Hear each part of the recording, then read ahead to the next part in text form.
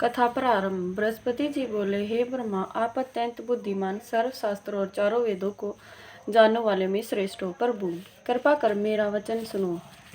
चैत्र आश्विन मास और आषाढ़ के शुक्ल पक्ष में नवरात्रि का व्रत और उत्सव क्यों किया जाता है? हे भगवान, इस व्रत का क्या फल है, किस प्रकार करना उचित है और इसे सबसे पहले व्रत को किसने किया है, सो विस्तार से कहो। बृहस्पति जी का ऐसा वचन सुनकर ब्रह्मा जी कहने लगे कि हे बृहस्पति, प्राणियों का हित करने की इच्छा से तुमने बहुत ही अच्छा प्रश्न किया है। जो मनुष्य मनोरथ पूर्ण करने वाली दुर्गा, माँ देवी, सूर्य और नारायण का ध्यान करते हैं, वे मनुष्य धन्य हैं। यह नवरात्रि व्रत संपूर्ण कामनाओं को पूर्ण करने वाला है। इसके करने से पुत्र चाहने वाले को पुत्र, धन चाहने वाले को धन, विद्या चाहने वाले को विद्या और सुख चाहने वाले को सुख मिल सकता है। इस व्रत के करने से रोगी मनुष्य का रोग दूर हो जाता है और कारागार में बंद हुआ मनुष्य बंधन से छूट जाता है। मनुष्य की तमाम आपत्तियां दूर हो जाती है और उसके घर में संपूर्ण संपत्ति आकर उपस्थित हो जाती है।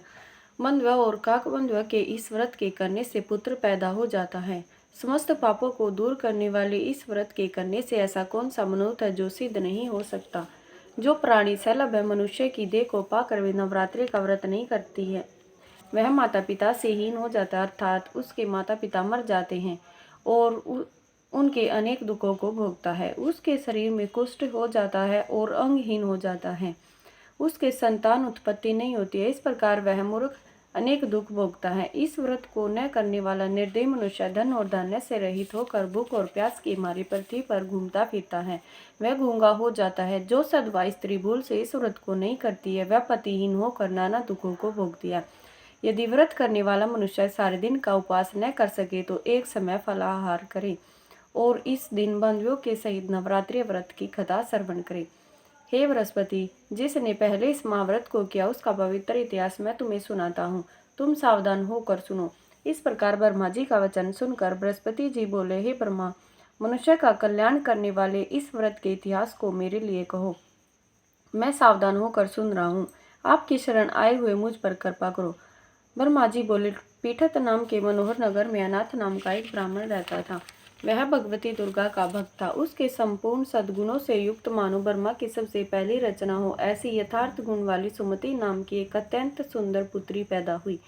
वह कन्या सुमति अपने पिता के घर बालकपन में अपनी सहेलियों के साथ क्रीड़ा करते हुए इस प्रकार बढ़ने लगी जैसे शुक्ल पक्ष में चंद्रमा की कला बढ़ती है।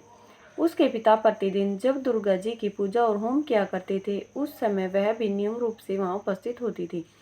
एक दिन वह सुमति अपनी सखियों के साथ खेलने में लग गई और भगवती के पूजन में उपस्थित नहीं हुई। उसके पिता को पुत्री की ऐसी असावधानी देखकर बड़ा क्रोध आया और पुत्री से कहने लगा कि हे दुष्ट पुत्री, आज प्रभात में तूने भगवती का पूजन नहीं किया, इस कारण मैं कुष्ठी और दरिद्री के साथ तेरा विवाह करूंगा।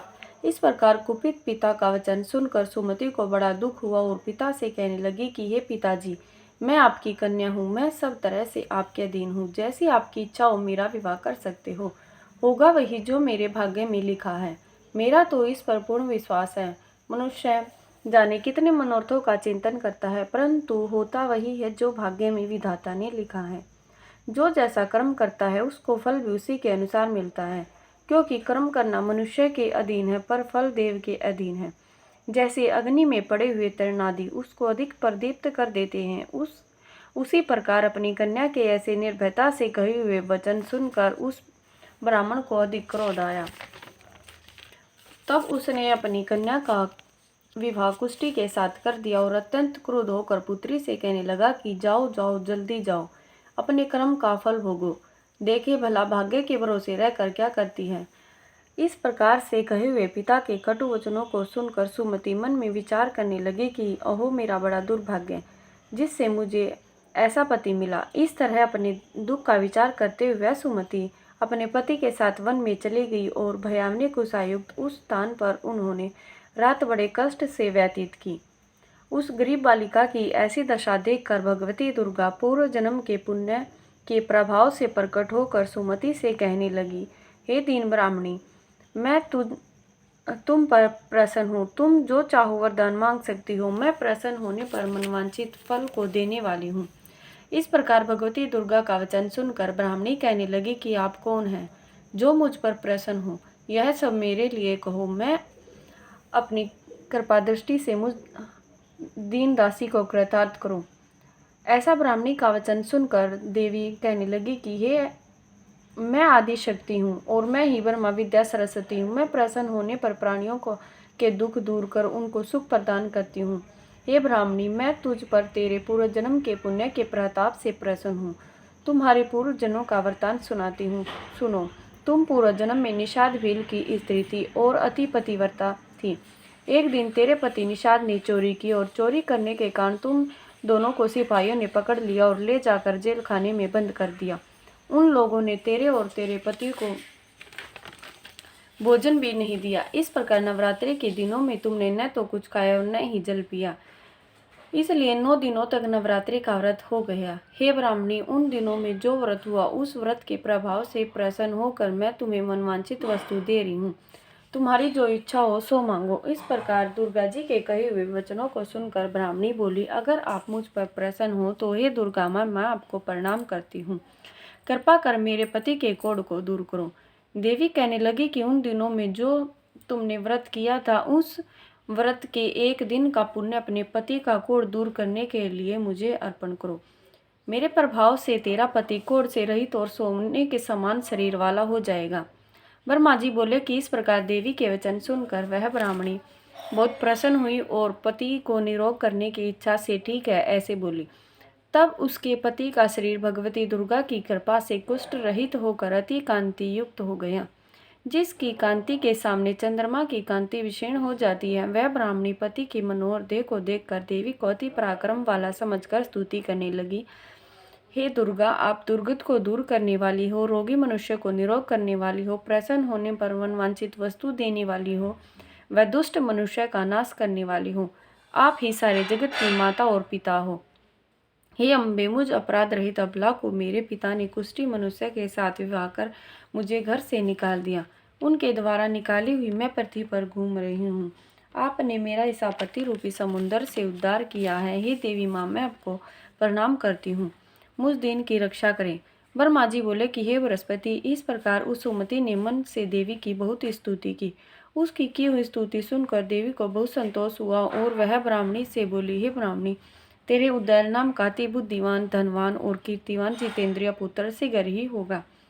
ऐसा कहकर वह देवी उस ब्राह्मणी से फिर कहने लगी कि हे ब्राह्मणी, और भी जो कुछ तेरी इच्छा हो वह मनवांछित वस्तु मांग सकती हो। हे भगवती, ऐसा भगवती दुर्गा का वचन सुनकर सुमति बोली, हे भगवती दुर्गा, अगर आप मेरे ऊपर प्रसन्न हो तो कृपा कर मुझे नवरात्रि व्रत विधि बताइए। हे दयामयी, जिस विधि से नवरात्रि व्रत करने से आप प्रसन्न होती है उस विधि एवं उसके फल को मेरे लिए विस्तार से वर्णन करें। इस प्रकार ब्राह्मणी के कहे हुए वचन सुनकर भगवती दुर्गा बोली, हे ब्राह्मणी, मैं तुम्हें संपूर्ण पापों को दूर करने वाली नवरात्रि व्रत विधि को बतलाती हूँ, जिसके सुनने मात्र से अनेक पापों से छुटकारा, मोक्ष की प्राप्ति हो जाती है। चैत्र मास अथवा आश्विन मास के शुक्ल पक्ष की प्रतिपदा से 9 दिनों तक विधि पूर्वक व्रत करें। यदि दिन भर का व्रत न कर सके तो एक समय भोजन करें। पढ़े लिखे ब्राह्मणों से पूछकर घट स्थापना करें और वाटिका बनाकर उसको प्रतिदिन जल से सींचें।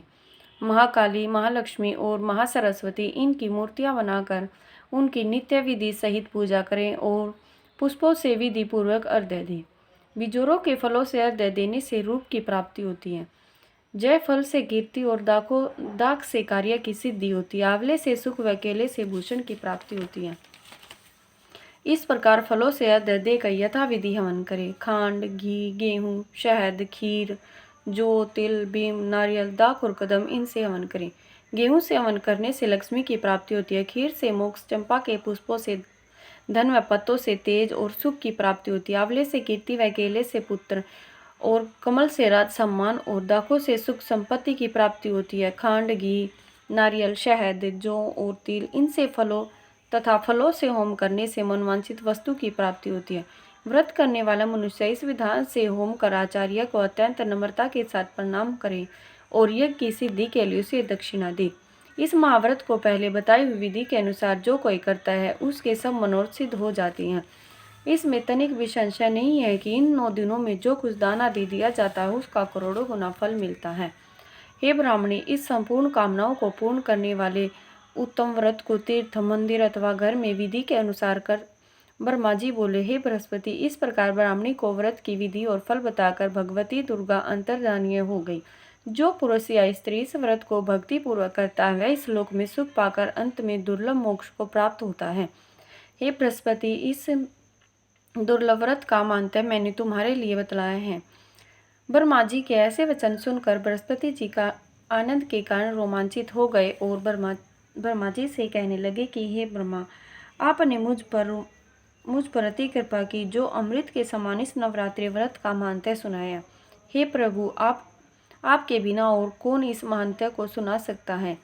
ऐसे बृहस्पति जी के वचन सुनकर ब्रह्मा जी बोले कि हे बृहस्पति, तुमने सब प्राणियों के हित करने वाले सैलौकिक व्रत को पूछा है, इसलिए तुम धन्य हो।